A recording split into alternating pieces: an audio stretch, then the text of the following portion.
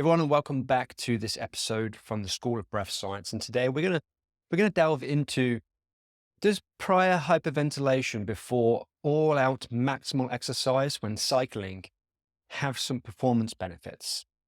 So first, I just wanted to kind of define what we mean by hyperventilation. Hyperventilation essentially means that we're breathing in excess of our energy demands. And as a result, what tends to happen is we blow off too much carbon dioxide, and therefore our body goes into a state of respiratory alkalosis. Now, why might this be beneficial for, let's say, a high intensity exercise? Well, we know that when we are exercising, when we are using means of anaerobic respiration, we are producing energy without oxygen, i.e. the intensity of exercise is too high for oxygen demand. We start to get the accumulation of hydrogen ions.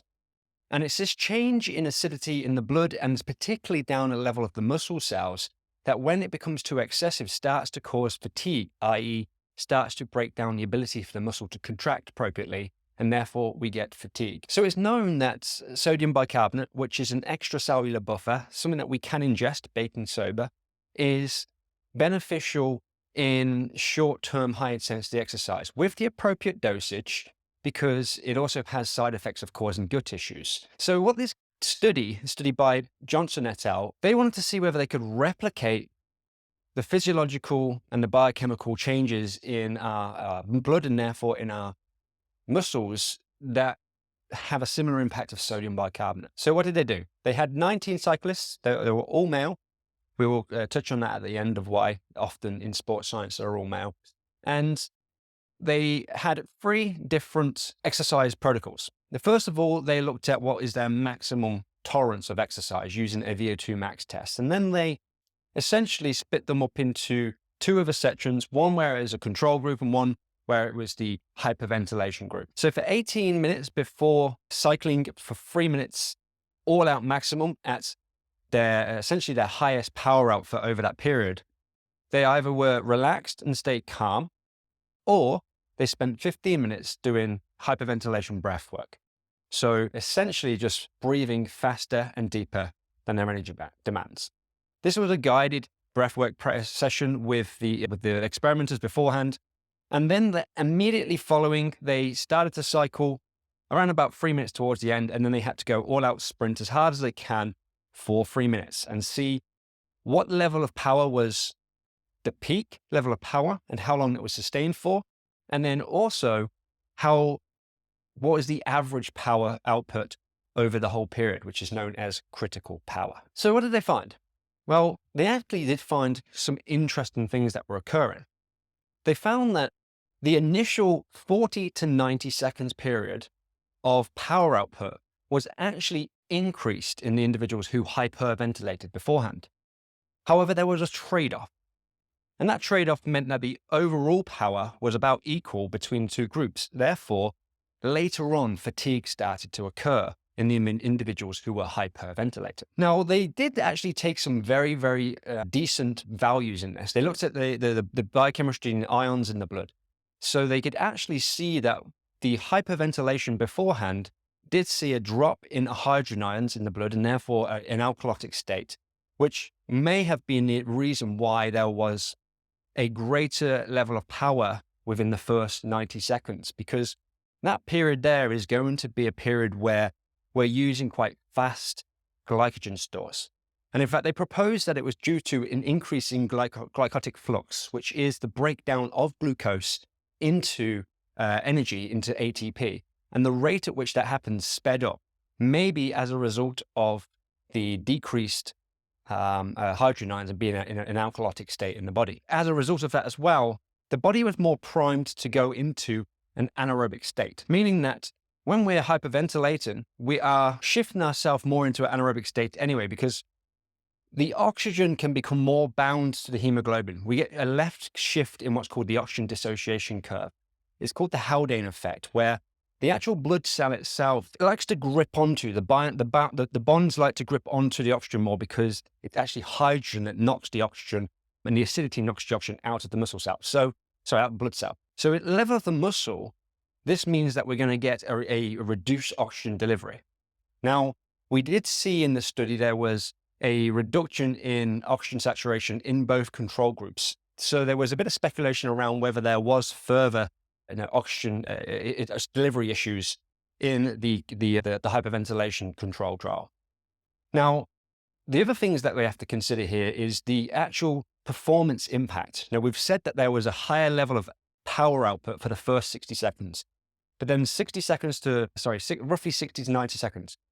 Now, after 90 seconds, there was a decrease, which again suggests that later on at high intensity exercise, the ability to sustain that long term was reduced. So the critical power is the average 30 seconds of the last part of the 3 minutes. That is what's known as the critical power. Anything above that is known as the work above the critical power. So the work above the critical power was increased. However, the critical power at the end was actually reduced in the individuals who had hyperventilation.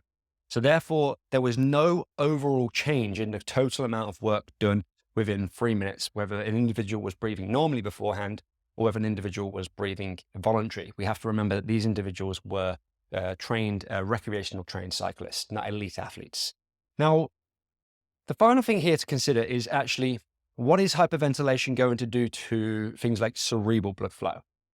Because we might actually start to see things such as central fatigue, which is where the brain signals themselves will reduce the amount of neural output going to the muscles, and therefore will cause fatigue at the level of the muscle, but it's derived from the brain from actually, rather than the peripheral, from the actual cells within the muscles themselves. Because hyperventilation beforehand is going to create a vasoconstriction in the brain, we're going to get a reduction in cerebral blood flow. And therefore, it might have also been a central fatigue-related issue that we saw later on in the actual exercise. So what does this mean for takeaways? It doesn't really give us much, because practically there's not too much we can take away from this, other than maybe things that are very, very short period. Let's say a 400-meter race where it's below 60 seconds. Hyperventilation beforehand may speed that time up. That said, hyperventilation itself causes tingling, an anxiety feeling, dizziness, lightheadedness. So trying to actually do that before a running race or in a practical sporting event, it's not going to be ideal for the individual's level of focus, the individual's being in their body, and particularly those individuals who might feel anxious or stressed already about competing. So we have to be mindful here that whilst this study has done an excellent job at looking at mechanistic things and whether there are actual true changes based on physiology, it seems as though the researchers here are really looking to discover mechanisms over actual practical uses. The other concern here is that there was no female group. And often in sports science, there's a couple of reasons why it's challenging for research to occur in females. And that's because, number one, sports science is generally a male-dominated field, and people who are in the sports science research are often getting their participants from universities and from the groups that are within those universities. I know that because I actually studied with these guys who did the study.